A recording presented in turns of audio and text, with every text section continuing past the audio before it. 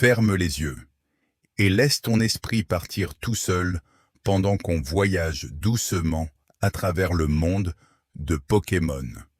Des détails cachés dans les jeux, des histoires moins connues de l'anime et quelques petits trésors au-delà.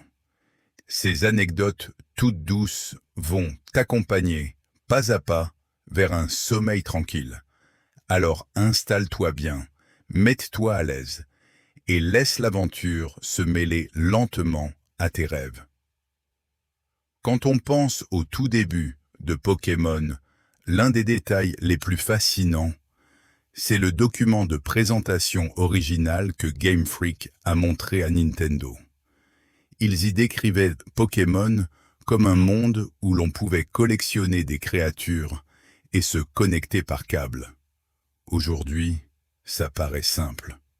Mais au début des années 90, les jeux portables étaient surtout faits pour des parties courtes et directes. Le câble Link de la Game Boy servait presque toujours à des choses compétitives, comme Tetris.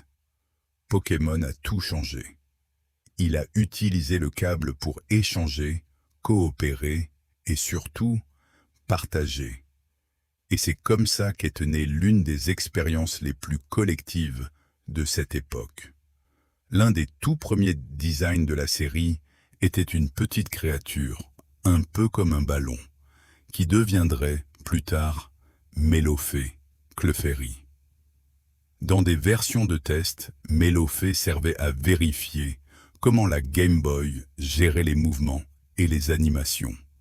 Son design simple laissait de la place pour expérimenter sans se compliquer la vie. Ce qui n'était qu'un placeholder temporaire a fini par devenir l'une des espèces les plus connues de la première génération. Et pendant un moment, on a même envisagé que Mélofée devienne la mascotte avant que Pikachu ne prenne définitivement cette place. Le nom Pokémon lui-même n'était pas le titre original du projet. Au tout début, il s'appelait Capsule Monsters, une référence directe aux célèbres machines à capsules au Japon, celle où tu glisses une pièce, et une petite boule en plastique tombe avec une surprise à l'intérieur. C'est une inspiration directe de la Pokéball, cette sensation d'excitation, de découverte, comme un petit mystère qu'on ouvre entre ses mains. Avec l'espace minuscule disponible sur la Game Boy, les développeurs ont dû faire preuve d'astuce.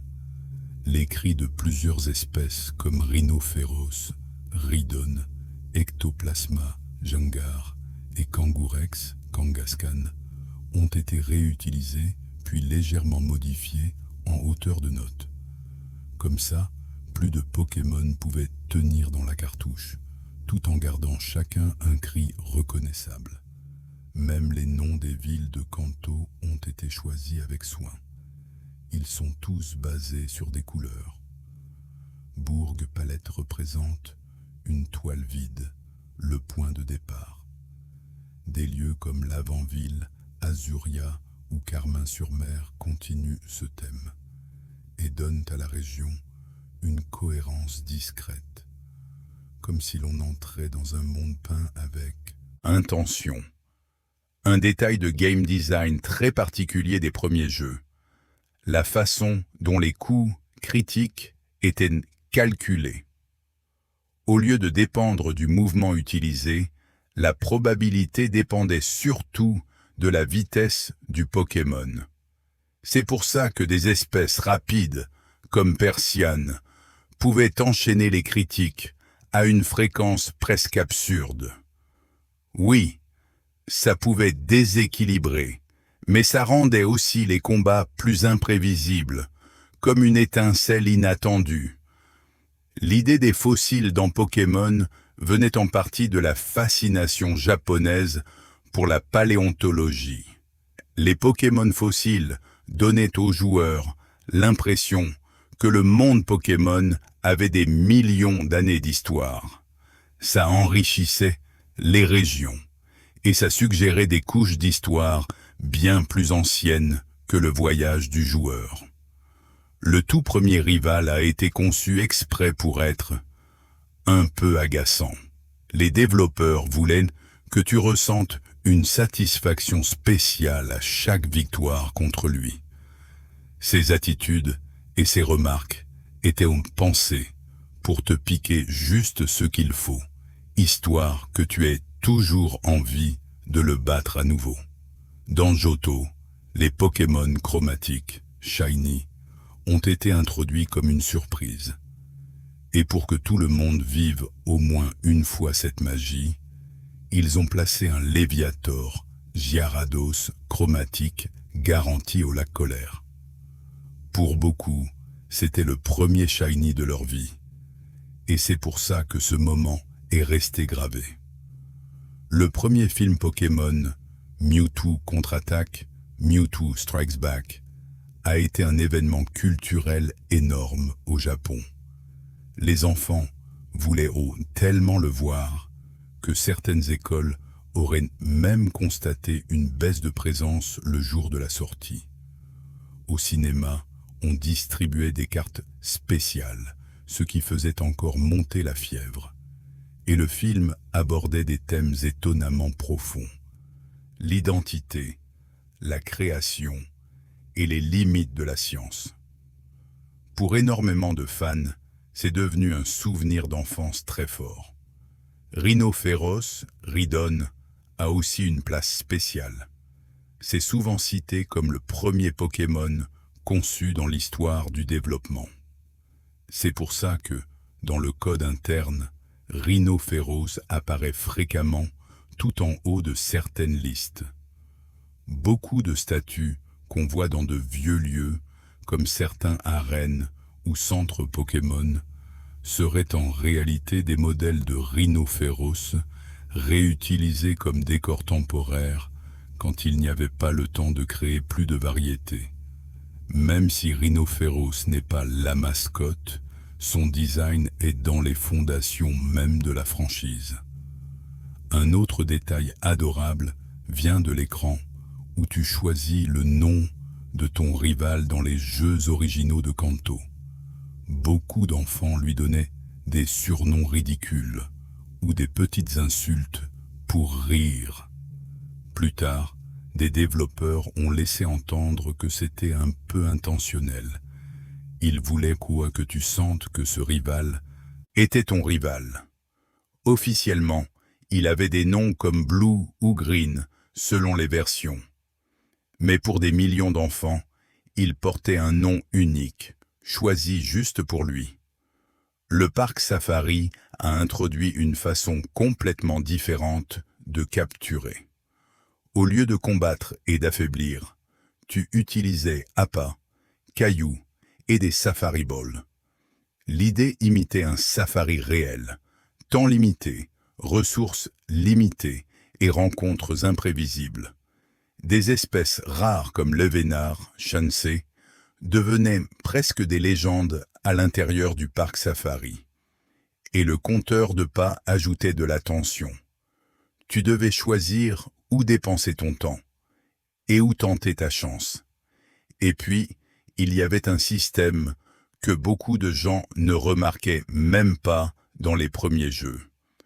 Quand tu perdais un combat, tu ne perdais pas seulement de l'argent.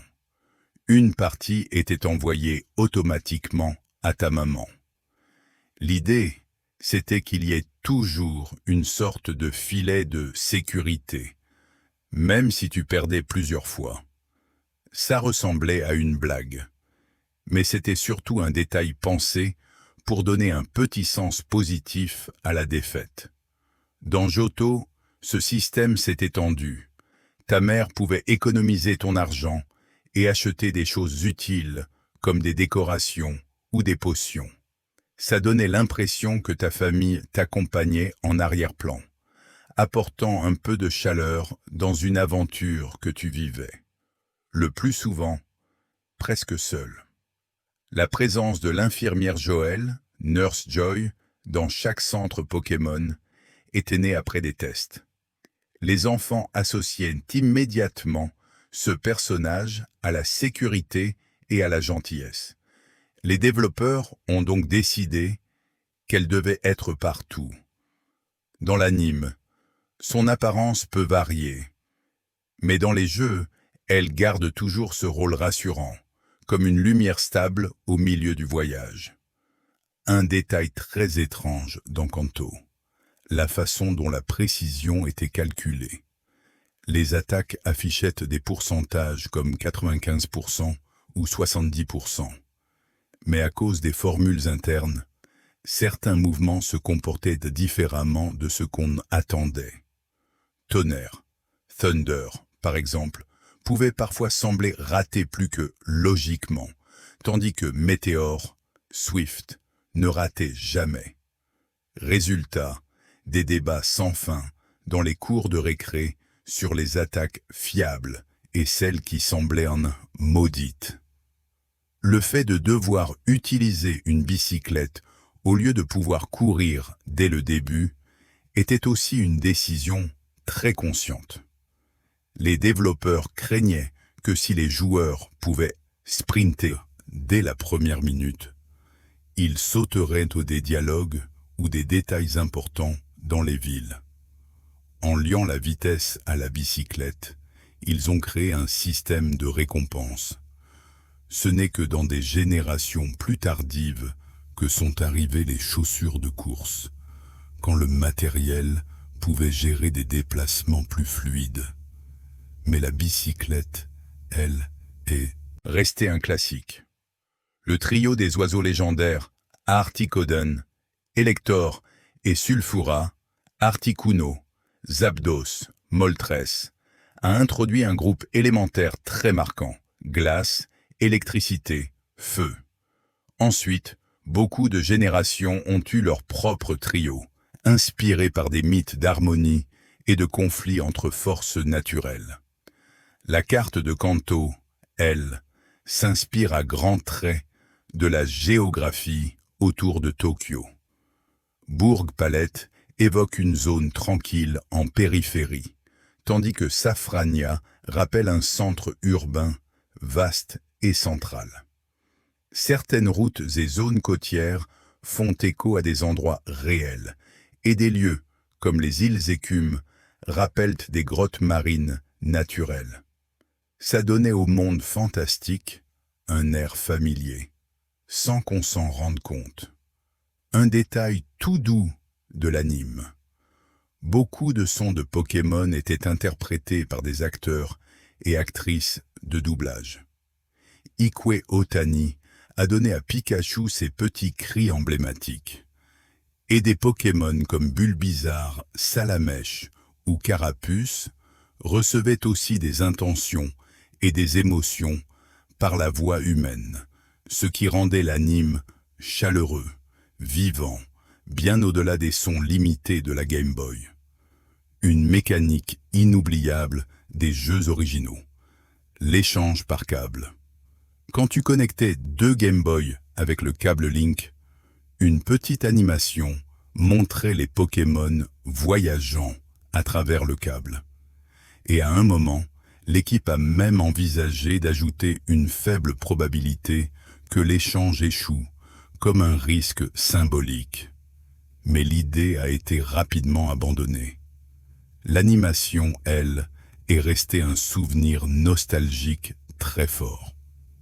Dans l'arène électrique de Carmin-sur-Mer, le puzzle des poubelles ajoutait de l'attente, de la tension. D'autres arènes utilisaient des murs invisibles ou des blocs de force pour introduire de nouvelles idées sans trop expliquer. Ces énigmes apprenaient la patience et l'observation, pas seulement le combat. Le mouvement métronome est une autre curiosité. À l'origine, c'était un test technique, parce qu'il devait pouvoir appeler n'importe quel autre mouvement. Les développeurs ont trouvé ça drôle. Et ils l'ont gardé. Et c'est comme ça qu'on a eu ces moments chaotiques, où même un Pokémon faible pouvait soudain déclencher une attaque immense sortie de nulle part. L'idée des pierres d'évolution avait aussi une petite profondeur culturelle dès le départ. Les pierres devaient ressembler à des artefacts anciens et mystérieux, presque comme des trésors. La pierre lune et ses connotations, la pierre feu, la pierre plante. Tout était fait pour que ça ait l'air précieux, spécial, comme un objet chargé d'histoire. La pension a commencé à Kanto comme un lieu où laisser un Pokémon monter tranquillement de niveau. Dans Johto, le concept s'est transformé en un système complet d'élevage. On a ajouté des Pokémon bébés comme Pichu et Elekid pour montrer l'héritage et les étapes de vie. Et symboliquement, les soigneurs représentaient cette transmission de connaissances entre générations. Et bien sûr, l'Avant-Ville. Ce village est devenu la source d'innombrables mythes. La tour sombre, remplie de types spectres, comme Phantominus, Spectrum et Ectoplasma, combinée à une musique inquiétante, a marqué les esprits. Cette mélodie utilisait des choix de notes qui rendaient l'atmosphère particulière, presque collante, à la mémoire. Une démonstration de la puissance du son pour créer des souvenirs émotionnels. L'introduction des Pokémon bébés dans Johto cherchait aussi à rendre la franchise plus accessible aux plus jeunes. Des petites créatures rondes et douces comme Toudoudou, Igglybuff étaient pensées pour être immédiatement attendrissantes. Ça a aidé Pokémon à devenir une série aimée par des familles entières, pas seulement par ceux qui aiment combattre. Dans les premiers jeux, Destruction, Self-Destruct, était étonnamment puissant. Le code doublait l'attaque du lanceur avant de calculer les dégâts. Résultat, des Pokémon comme Electrode pouvaient les faire tomber des adversaires solides en un seul coup. Une stratégie risquée, mais tellement spectaculaire. Les légendaires errants de Johto ont été un petit exploit technique. Au lieu de rester à un seul endroit, ils se déplaçaient sur la carte selon des algorithmes cachés. Chaque fois que tu changeais de zone, eux aussi pouvaient changer de localisation. Ça donnait l'impression de poursuivre des créatures vivantes, insaisissables, rendant le monde plus dynamique que ce qu'on avait vu jusque-là sur Game Boy Color. L'anime a aussi donné plus de profondeur à des personnages parfois simples dans les jeux. Des champions comme Morgane, Sabrina ou Erika ont reçu des épisodes entiers, avec une personnalité, un passé, une ambiance. Pour beaucoup, ces versions de l'anime sont devenues les vraies, parce que le monde semblait respirer davantage. Un détail moins connu, la structure des arènes, au départ, n'était pas forcément pensée comme totalement linéaire. Dans certains concepts, les joueurs auraient pu choisir l'ordre des arènes via différentes routes. Mais c'était trop difficile à équilibrer, donc l'idée a été abandonnée avant de revenir, bien des années plus tard, dans des jeux modernes qui osent à nouveau l'exploration plus libre. Les Pokémon Spectre ont aussi été influencés par le folklore japonais. Phantominus, Spectrum et Ectoplasma ont des sourires malicieux, des formes instables, rappelant des histoires de lueurs errantes et d'esprits de l'ombre, effrayants, mais aussi joueurs. Et c'est exactement pour ça qu'ils sont si aimés. Dans le code interne de Kanto, la probabilité de coup critique dépendait donc de la vitesse. Ce qui rendait des Pokémon rapides, comme Persian et Voltali, Jolteon, bien plus dangereux que ce que leurs statistiques semblaient promettre. Et c'est aussi pour ça qu'une attaque comme Tranche, Slash, donnait l'impression de faire critique tout le temps. Le Pokégear de Johto n'était pas qu'une carte ou une montre. Il avait une radio qui reflétait des programmes nocturnes populaires, des années 90. Les développeurs voulaient que les enfants qui écoutaient la radio avant de dormir ressentent quelque chose de similaire dans le jeu. Et le fait que les programmes changent selon le jour donnait une impression de monde vivant, rythmé. La musique associée au trio légendaire de Johto a été composée pour évoquer des catastrophes naturelles. Raikou comme le tonnerre, Entei comme des tempêtes de feu, Suicune avec des touches plus légères, fluides, comme le vent et l'eau. Même sur les petites enceintes de la Game Boy Color, ça sonnait imposant. Les Arby, Unoun, dans les ruines d'Alpha, étaient pensés comme des énigmes vivantes. Leur forme en lettres donnait envie de chercher des messages cachés dans les ruines. Inspirés par l'archéologie, les développeurs voulaient que tu te sentes comme un explorateur en train de déchiffrer quelque chose d'ancien. Dans la 3e génération, on a introduit la météo, pluie, soleil, tempête de sable qui influençaient entre les combats. Ce qu'on sait moins, c'est que dans les données de ON, il y avait déjà des traces d'une mécanique de brouillard. Elle a été vraiment mieux utilisée plus tard, mais ça montre que Game Freak pensait déjà à l'avance pour rendre le monde plus dynamique. Un détail réconfortant à propos des centres Pokémon. Une partie de leur design s'inspirerait des hôtels capsules. Au Japon, des voyageurs peuvent dormir dans de petites capsules entre de longues journées. Game Freak a repris cette image pour créer l'idée de dresseurs se reposant un moment avant de repartir. Avec la petite musique et l'infirmière Joël, les centres Pokémon sont devenus des lieux de consolation, toujours prêts à t'accueillir après une journée de combat. Et puis, il y a le mythe du camion près de l'océan, SS Anne. Dans les écoles, on racontait qu'un Mew était caché sous ce camion abandonné. En réalité, c'était juste du décor, mais la croyance a vécu pendant des années. Preuve qu'un simple sprite inutile peut nourrir des générations de légendes. L'introduction des objets tenus dans Johto a aussi transformé les combats. Des baies, les restes ou une roche royale. Soudain, la personnalité d'un Pokémon ne venait plus seulement de ses attaques et de ses stats, mais aussi de ce qu'il portait. Même une petite baie qui soigne automatiquement ajoutait une couche stratégique devenue essentielle. Un autre fait fascinant concerne lutte, struggle. Ce mouvement n'était pas censé être vu. C'était une solution de secours au cas où un Pokémon n'aurait plus aucun PP utilisable. Il en fuente. Fallait éviter que le jeu se bloque. Une animation simple, des dégâts de recul, et l'équipe pensait que ça apparaîtrait rarement. Mais les joueurs l'ont découvert dans des combats longs, et ça en a fait l'un des mouvements les plus étranges et mémorables des débuts.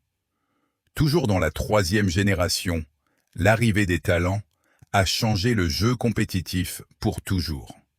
Des talents passifs comme intimidation, lévitation ou crachin pouvaient retourner un combat entier. D'un coup, certains Pokémon devenaient bien plus menaçants et d'autres gagnaient des immunités qui ouvraient pour des stratégies complètement nouvelles. Ce système a redonné de la valeur à des espèces auparavant ignorées. Le moment du lac Colère reste, encore aujourd'hui, l'un des plus inoubliables de Johto. Ce shiny était placé là volontairement pour que tout le monde vive cette sensation. Et cette émotion, attraper un Pokémon d'une autre couleur, a rendu les shiny légendaires dans le cœur des fans. La bicyclette, elle, a aussi un petit écho culturel. Game Freak s'est inspiré de la popularité quotidienne du vélo au Japon. La bicyclette n'était pas seulement un outil de vitesse, mais aussi un clin d'œil à quelque chose de très normal, très familier, glissé dans un monde fantastique pour le rendre plus proche. Le jeu de cartes à collectionner Pokémon a eu un rôle surprise dans la création des jeux vidéo. Parfois, les équipes utilisaient les cartes pour tester des idées de mouvement, de type et d'équilibrage avant de les intégrer dans une cartouche. Ajuster une carte était plus simple que réécrire du code sans cesse. Le JCC devenait presque un bac à sable de design, et certains concepts apparaissaient en carte avant de se retrouver dans les jeux. Les fossiles, comme Ptera, aérodactyle, s'inspiraient aussi de l'expérience des musées. Au Japon, les sorties scolaires dans des musées de paléontologie sont populaires. Les développeurs voulaient que les enfants ressentent cette même merveille devant des squelettes préhistoriques et que Pokémon donne l'impression d'avoir un passé profond qui remonte à des millions d'années. Dans l'anime, le Meowth de la Team Rocket n'était pas prévu comme membre fixe. À l'origine, il devait être un gag unique, un Pokémon qui parle comme un humain, une fois, pour surprendre. Mais il a tellement plu au public de test que les scénaristes l'ont gardé, puis lui ont donné un passé émouvant. Et il est devenu l'un des personnages les plus complexes de la série.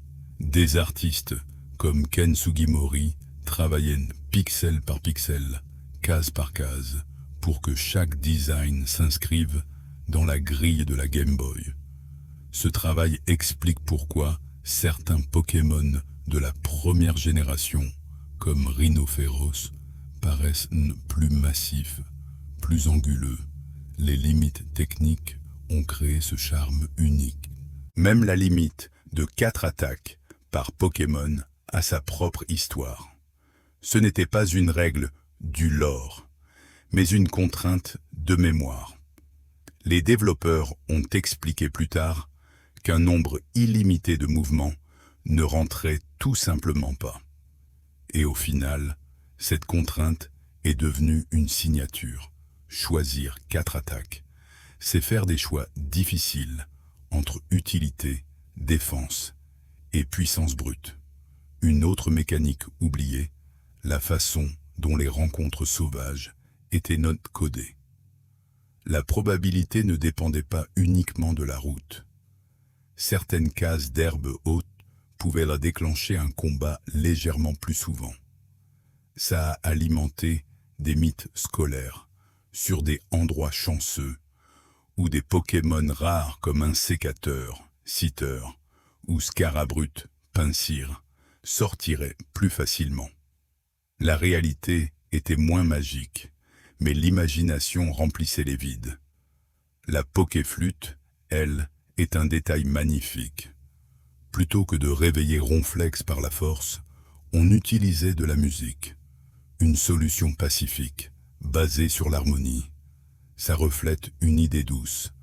Tout obstacle ne se règle pas en se battant. Parfois, la douceur suffit. Dans Johto, les arbres à baies utilisaient des cycles codés en temps réel, avec des minuteries cachées qui suivaient chaque arbre. Dans des tests, l'équipe a même expérimenté l'idée que la météo influence la croissance, comme pousser plus vite les jours ensoleillés. Le matériel ne permettait pas tout, mais l'idée a semé des graines pour des systèmes plus complexes dans les jeux suivants. La 3e génération a introduit les bases secrètes, inspirées par le plaisir d'enfants de construire un refuge caché, sous des draps, dans une cabane, dans un coin secret du monde. Pouvoir décorer son propre petit espace ajoutait une expression personnelle au-delà du combat. Et le fait que ce concept revienne plus tard sous des formes plus riches, montre à quel point il a marqué les joueurs. Un détail amusant, l'attaque Trempette, Splash, célèbre chez Magikarp, Magikarp. En japonais, le nom original se rapproche plutôt de bondir, ce qui décrit bien son petit saut maladroit. La traduction en trempette devient drôle quand des Pokémon qui ne sont même pas de type eau peuvent l'apprendre. Mais c'est resté, et c'est devenu une de ces bizarreries mythiques. Dans certaines versions internationales, les centres Pokémon ont parfois changé la couleur du toit, du rouge vers du bleu, pour éviter les confusions avec des hôpitaux réels et des symboles d'urgence. Comme ça, les centres Pokémon paraissaient plus propres au monde fictif. Dans l'anime, il y a aussi ce moment mystérieux. Oh-Oh apparaît dès le tout premier épisode, bien avant que beaucoup de joueurs puissent le capturer dans un jeu hors du Japon. Ça ajoutait un mystère immense. Les enfants se demandaient « C'est qui cet oiseau ?» Arc-en-ciel. L'anime n'était pas seulement une histoire, c'était aussi un avant-goût de l'avenir. Un autre trésor de trivia. Explosion était, comme destruction, programmée avec cette idée de doubler l'attaque avant le calcul des dégâts. Avec une puissance de base énorme, ça en faisait l'un des mouvements les plus destructeurs des jeux anciens. Des Pokémon comme Grolem, Golem ou Electrode étaient célèbres pour se sacrifier et renverser un combat en un instant. Dramatique, risqué, mais inoubliable. Un détail technique étrange de Kanto. Le monde était stocké comme un ensemble très connecté, donnant l'impression d'un monde continu, avec peu de ruptures. Mais cette continuité avait un prix. Si tu sortais des limites, tu pouvais tomber sur des données incomplètes. Et c'est exactement ce genre de structure qui a rendu possible un glitch devenu légendaire. Missing No, près des côtes de Cramoisil. Des raccourcis techniques ont créé des mythes involontaires. La musique des combats, composée par Junichi Masuda, était pensée pour la répétition. Les batailles pouvaient durer, donc il fallait des mélodies qui tournent en boucle sans fatiguer. En jouant sur le rythme et le tempo, la musique donnait l'impression de varier, alors qu'elle revenait simplement, encore et encore, comme une respiration. Les rivaux, eux aussi, ont été pensés avec attention. À Kanto, le rival choisissait toujours le starter avec l'avantage de type contre le tien. À Johto, Silver a reçu une personnalité plus sombre pour raconter une histoire de croissance et de rédemption. Son équipe incluait souvent Nostenfer, Crobat, un Pokémon qui n'évolue que si le lien avec son dresseur est fort. C'était symbolique, ça racontait son changement intérieur. Les machines à sous de la salle de jeu étaient inspirées des salles de pachinko japonaises. Pour les enfants, c'était un mini-jeu innocent. Mais ailleurs, la ressemblance avec les jeux d'argent a provoqué des critiques.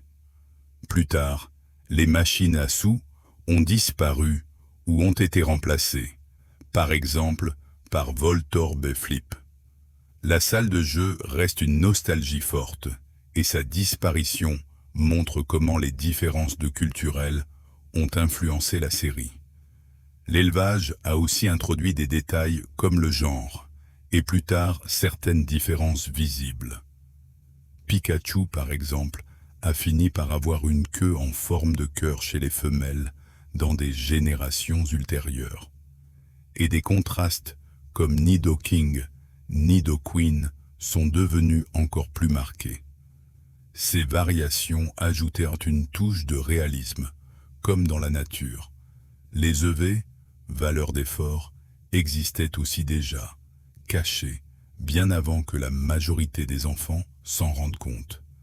Ces points invisibles influençaient les stats selon les Pokémon vaincus. Un Nosferapti, Zubat, par exemple, pouvait donner de la vitesse. Des fans ont fini par le découvrir à force de tests. Et l'entraînement est devenu une science. Ce qui était secret est devenu essentiel au compétitif. Au niveau des sons, même si beaucoup de cris étaient faits de bip et de tonalité, certains cris de légendaires se seraient inspirés d'expérimentations avec des sons réels, oiseaux, baleines, effets mécaniques, avant d'être compressés pour rentrer dans les limites audio. Ça donnait parfois des cris plus étranges, plus puissants, presque extraterrestres. La numérotation du Pokédex a aussi une histoire particulière.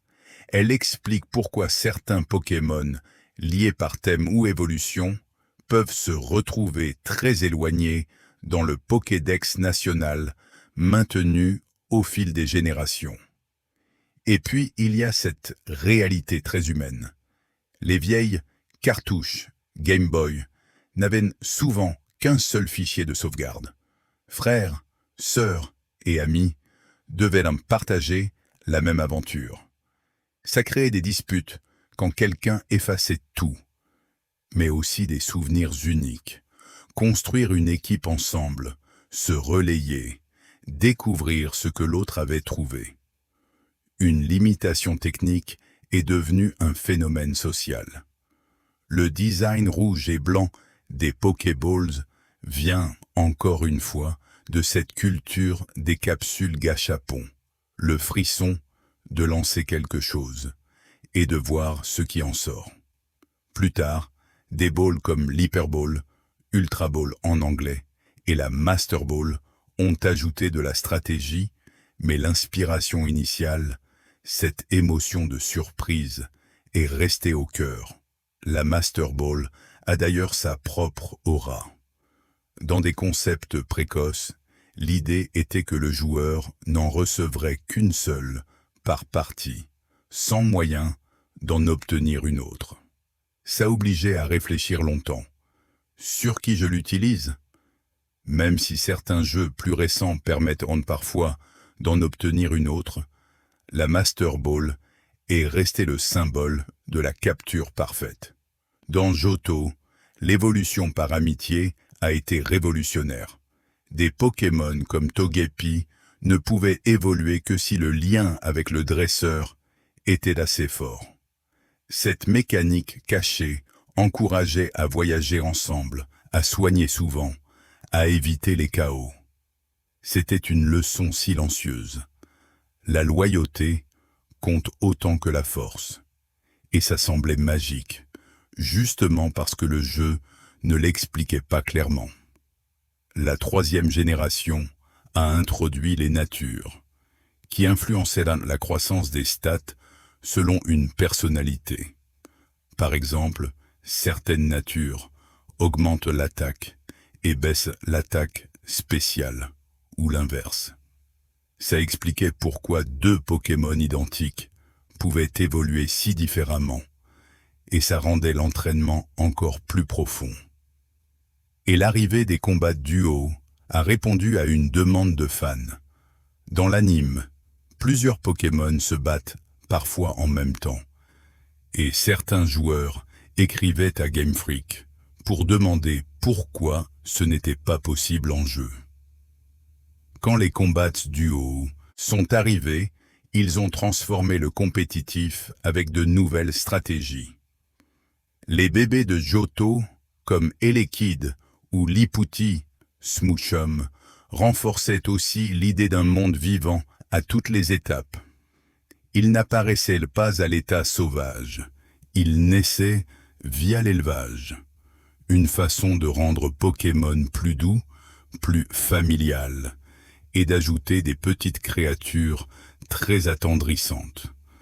Dans les premiers jeux, les proportions de certains Pokémon, tête plus grosse, membres plus courts, venait aussi du besoin d'être reconnaissable sur un petit écran.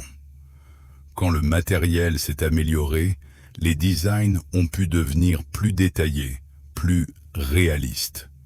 C'est aussi pour ça que la première génération a ce charme anguleux si particulier. Les concours Pokémon en troisième génération ont été pensés pour ceux qui n'étaient pas forcément attirés par les combats. Inspirés par des concours de talent et des expositions, ils ont créé des catégories et un autre type de célébration de Pokémon où des espèces élégantes comme Milobellus, Milotic pouvaient briller autrement que par la force. Le bon de commande, Big Voucher, est un autre choix de design marquant. Au lieu d'acheter la bicyclette simplement avec de l'argent, tu devais obtenir un bon spécial. Ça faisait de la bicyclette une récompense, un petit objectif de voyage, et pas juste un objet de plus. Johto a aussi une structure de carte presque circulaire. Tu commences à un point, et le voyage t'emmène comme dans une boucle qui se referme, surtout quand tu reviens ensuite à Kanto. Un choix silencieux qui reliait gameplay et sensation de récit. Enfin, un détail qui touche beaucoup de monde. Malgré toutes les évolutions, Pokémon est resté étonnamment constant. Des sprites pixelisés de Kanto aux mondes ouverts modernes, le cœur est le même. Collectionner, explorer et tisser un lien avec ton équipe. Le monde change, mais cette sensation d'aventure, avec tes Pokémon à tes côtés, reste là, intacte, comme quelque chose d'intemporel,